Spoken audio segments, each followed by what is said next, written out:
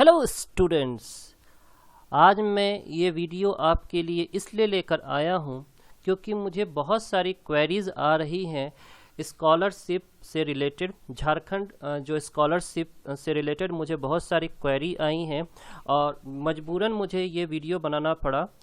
इस वीडियो में मैं आपको स्टेप बाय स्टेप सारे प्रोसेस करके दिखाऊंगा और क्या क्या प्रॉब्लम्स आते हैं इन फ्यूचर स्कॉलरशिप अप्लाई करने के बाद, वो सारी डिटेल्स मैं आपसे शेयर करूंगा।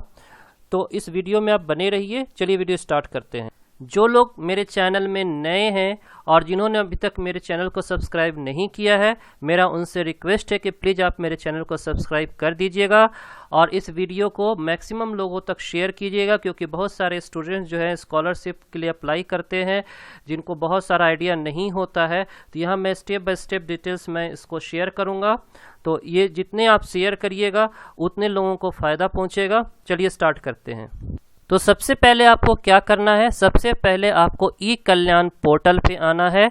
ई कल्याण पोर्टल जो कि झारखंड गवर्नमेंट का साइट है, उस पे आपको आके लॉगिन करना है। ये आपका ई कल्याण पोर्टल है। इसकी साइट का नाम है ekalyan.cgg.gov.in। इसमें आपको कॉलेज एंड स्टूडेंट्स एलिजिबल, यहाँ पे स्टूडेंट एलिजिबल है, कौन कौन से स्टूडेंट्स अप्लाई कर सकते हैं। तो यहाँ पे लिखा हुआ है student must be of Jharkhand state. Student जो है झारखंड स्टेट का निवासी होना चाहिए।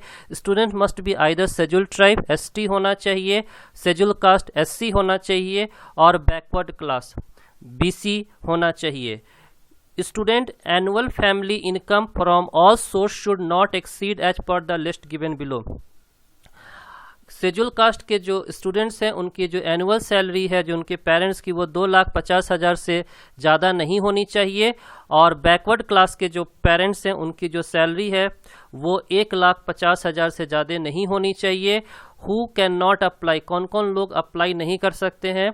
Student belonging to category other than SC, ST और ओबीसी। जनरल कास्ट के जो स्टूडेंट्स हैं वो अप्लाई नहीं कर सकते हैं। SC ST students whose annual family income is more than 2.5 lakh रुपया, जिससे पेरेंट्स की जो सैलरी है वो 2.5 लाख से ज़्यादा साल में ज़्यादा कमाते हैं।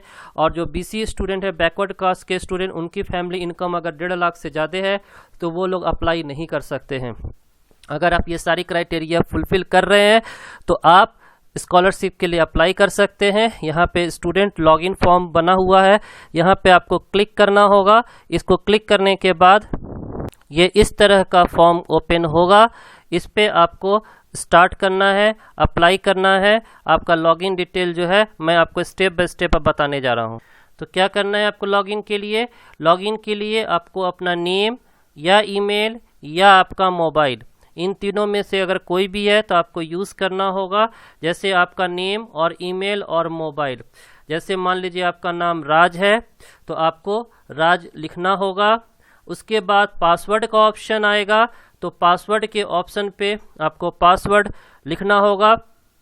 और जो सिक्योरिटी कोड है वो आपको सिक्योरिटी कोड जो लिखा हुआ है उसको देख के आपको टाइप करना होगा इस तरह से, और उसके बाद साइन करना होगा। ध्यान दीजिएगा कि यहाँ पे जो है आप स्टूडेंट बटन पे क्लिक किया हुआ होना चाहिए।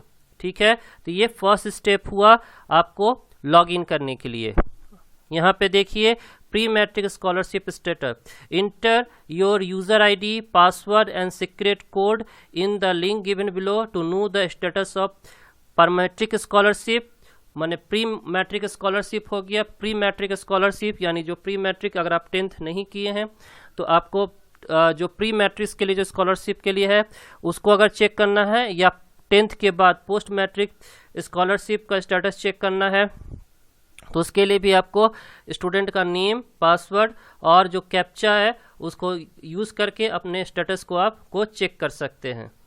अगर किसी कारणवश अगर आप अपना आईडी या पासवर्ड भूल जाते हैं तो उसको भी प्राप्त करने के लिए आपको मैं उपाय बता रहा हूँ। Student those who have online scholarship application and don't remember their user ID password can go for forget password options.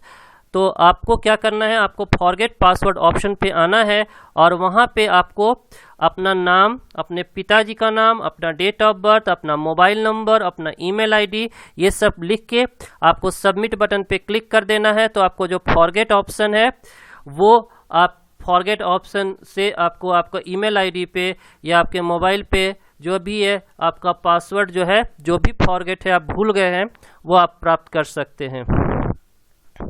तो जैसे ये आपका फॉरगेट ऑप्शन है, यहाँ पे आपको ये सारे ऑप्शंस पे क्लिक करना है और उस तरह से आप अपने पासवर्ड को फिर से प्राप्त कर लीजिएगा। अपना नेम, आपके पिताजी का नाम, अपना डेट ऑफ बर्थ, अपना मोबाइल नंबर और अपना ईमेल आईडी, ये सारे इन्फॉर्मेशन को आपको फिलअप करना होगा। अब आइए प्रॉब्लम और उसका सॉल्यूशंस। तो सबसे पहले आप कुछ इसमें कॉन्टेक्ट नंबर हैं जो जिससे आप क्वेरीज कर सकते हैं। बहुत सारे स्टूडेंट्स हमसे क्वेरीज करते हैं कि मेरा ये प्रॉब्लम है, मेरा वो प्रॉब्लम है। तो देखिए, ऑफिशियल इन्फॉर्मेशन मैं आपको नहीं दे सकता क्योंकि मैं ऑफिशियली ये चीज़ सारा चीज़ नहीं बता पाऊंगा। तो इसके लिए आपको ऑफिशियल इन्फॉर्मेशन के लिए आपको जो हेल्प डेस्क है उस पर कॉल करना होगा और उस पर कॉल करने के बाद आपको अपना जो भी प्रॉब्लम है उसको शेयर कीजिए।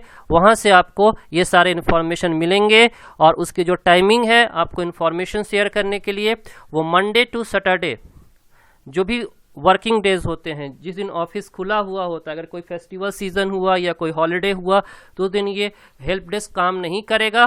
बाकी सारे दिन आप कॉल करके पता कर सकते हैं। ये सारे कॉन्टेक्ट नंबर दिए हुए हैं, आप उसी में से किसी भी कॉन्टेक्ट नंबर पे कॉल करके आप सारा चीज़ पता कर सकते हैं। इसके अलावा आप मेल भी कर सकते हैं। मेल करने के बाद आपको मेल रिसीव होने के बाद आपको इन्फॉर्मेशन शेयर किया जाएगा। अब आइए दूसरा जो क्वेरी है कि क्या क्या चीज़ चाहिए आपको अप्लाई करने के समय में, आपको स्कॉलरशिप अप्लाई करने के समय में किस किस चीज़ों की जरूरत पड़ती है। तो सबसे पहले आपको ज़रूरत पड़ेगी स्टूडेंट की फ़ोटोग्राफ की, आपकी बोनाफाइड सर्टिफिकेट की, आपकी इन्फर्म सर्टिफिकेट जो कि वैलिडिटी उसकी होनी चाहिए 1 अप्रैल 2016 के बाद की, उसके पहले की इनकम सर्टिफिकेट प्रूफ नहीं मानी जाएगी। रेजिडेंस का सर्टिफिकेट चाहिए, कास्ट का सर्टिफिकेट चाहिए, प्रीवियस ईयर्स का मार्कशीट चाहिए और बैंक का पासबुक स्कैन किया हुआ, फर्स्ट पेज स्कैन किया हुआ जिसमें सारा डिटेल रहता है वो चाहिए, और scan copy of application form जिसमें आपका स्टूडेंट का सिग्नेचर और पेरेंट जो गार्जियन है उनका सिग्नेचर होना चाहिए। और इसमें से कोई भी इंफॉर्मेशन अगर गलत हुआ तो आपका फॉर्म उसी समय रिजेक्ट हो जाएगा। अब आइए कुछ जनरल क्वेरीज, जो जनरल प्रॉब्लम होते हैं जो स्टूडेंट्स के मन में रहता है, वो मैं आपसे शेयर करता हूँ। सबसे पहला है कि can I edit the information already saved and up to what time. हाँ, आप अपने इंफॉर्मेशन को सेव जब तक नहीं किए हो तब तक आप इंफॉर्मेशन को एडिट कर सकते हो, लेकिन एक बार सबमिट ऑनलाइन अप्लाई होने के बाद आप फिर से एडिट नहीं कर सकते हो। I need to get my Aadhaar card to apply for scholarship. Aadhaar card number mandatory है, आधार कार्ड नंबर जरूरी है स्कॉलरशिप अप्लाई करने के समय में। आधार कार्ड आपको लिंक भी करना पड़ता है।